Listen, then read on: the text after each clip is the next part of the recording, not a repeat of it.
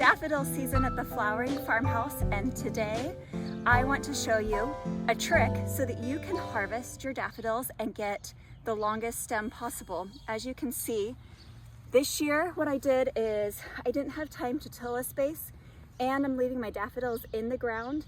So I spaced them out. I had zinnias growing here last year, and I put the daffodils in at a 9-inch spacing.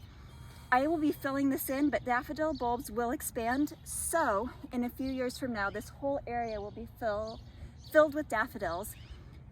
The cloth, I'm hoping, will keep some of the weeds at bay because we struggle with the grass field of so many weeds germinating. But what I want to show you today is how to harvest these beautiful daffodils.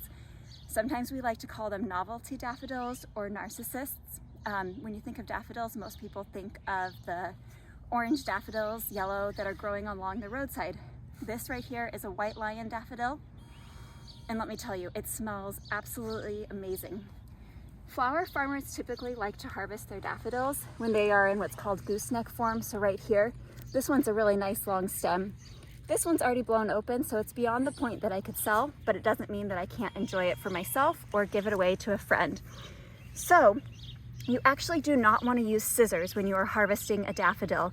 You are going to use your thumb and your pointer finger, and you're going to just reach down, and it feels weird. You're not going to ruin the bulb, and you can see my fingers are going probably 3 inches down, and I'm just going to keep going until I can't. And I'm just wiggling, and I'm going to pull. And look at that, I just got an extra 3 inches of stem length. So that is how you harvest a daffodil.